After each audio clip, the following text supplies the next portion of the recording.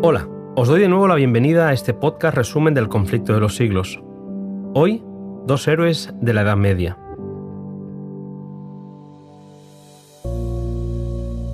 Los tiempos de los reformadores quedan lejos de nosotros.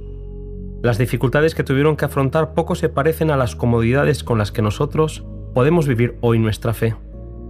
Johann Hus fue llamado a levantar las verdades bíblicas en una sociedad donde reinaban los peores vicios, precisamente porque la Biblia había sido prohibida.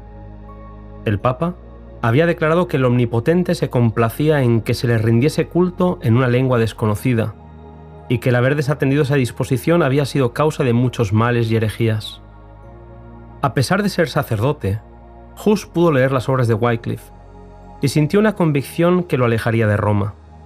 En aquel tiempo, llegaron a Praga dos artistas ingleses que pintaron dos cuadros en la plaza principal de la ciudad. En uno de los cuadros se podía ver al humilde Galileo en su entrada triunfal a Jerusalén, rodeado por sus discípulos. En el otro cuadro, se podía ver una de aquellas majestuosas y deslumbrantes procesiones papales. La mansedumbre de Cristo contrastaba con el orgullo y la arrogancia del Papa. Los cuadros hicieron una profunda impresión en la mente de Hus y lo indujeron a estudiar con más empeño la Biblia y los escritos de Wycliffe. Inmediatamente comenzó a denunciar el orgullo, la ambición y la corrupción del clero. La persecución contra él no tardó en desatarse y el Papa procedió a juzgar y condenar al reformador que luchaba en su propia conciencia al considerar todavía a la Iglesia como la novia de Cristo y al Papa como el vicario o el representante de Dios en la tierra. Cada vez con más claridad entendió que la Biblia debería ser la única norma para su conciencia. Siguió predicando con claridad la palabra de Dios y la gente recibía con mucho gusto sus enseñanzas. Pronto se le unió Jerónimo, que también había estudiado los escritos de Wycliffe. Mediante los esfuerzos unidos de ambos, la reforma progresó con mayor rapidez. Poco a poco el Señor iba revelando más luz a aquellos hombres valientes que habrían de sacar al pueblo de Dios de aquellas densas tinieblas. Mientras tanto, en Roma, 3 eran los papas rivales que luchaban por el trono. El emperador se vio obligado a convocar un concilio en Constanza, donde fueron convocados los 3 aspirantes a papa y el mismo Hus como promotor de las ideas nuevas. El peligro para la vida del reformador era evidente, y aunque viajó protegido por el rey de Bohemia y por el mismo emperador, Hus encontraría finalmente la muerte en aquel concilio. Cuando hubo terminado su exposición, fue arrojado en la cárcel. No estaría solo. El concilio decidió la destitución de los otros 2 antipapas, y un nuevo papa fue nombrado en su lugar. A pesar de gozar de la simpatía del emperador, Hus fue condenado a muerte. Cuando se le exigió que escogiese entre retractarse de sus doctrinas o sufrir la muerte, eligió la suerte de los mártires. Afirmó: «Estimo su salvación más que este pobre cuerpo destinado a morir». Su voz quedó acallada en las llamas de la hoguera.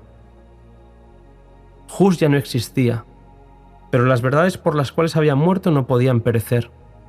Poco después fue Jerónimo el que fue encarcelado para sufrir el mismo destino que Hus. Las autoridades papales lo colocaron en una celda donde permaneció 1 año en condiciones extraordinariamente penosas. Lo obligaron a retractarse y Jerónimo, debilitado por la enfermedad, accedió a lo que le pedían, hasta que su conciencia le hizo tomar una decisión. No volvería a negar a su Señor para escapar de un breve periodo de sufrimiento. En breve, se falló sentencia de muerte contra él. Lo condujeron enseguida al mismo lugar donde Hus había dado su vida. Fue al suplicio cantando, iluminado el rostro de gozo y de paz.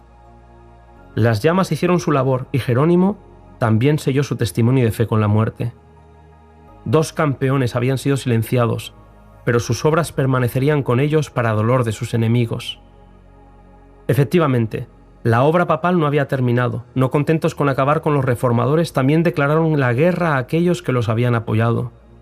Los príncipes de Bohemia habían declarado ilegal los juicios que habían sentenciado a muerte a Hus y a Jerónimo, por lo que el Papa organizó una cruzada contra Bohemia.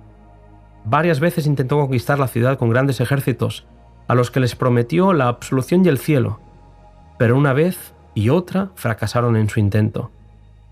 Como en el pasado, lo que no se consiguió por la fuerza se conseguiría por la astucia del engaño, pero a pesar de los intentos papales, la luz de la verdad brillaba cada vez con más fuerza en Europa. Hasta aquí, querido amigo, este capítulo. Nos encontramos en el siguiente podcast, en la encrucijada de los caminos.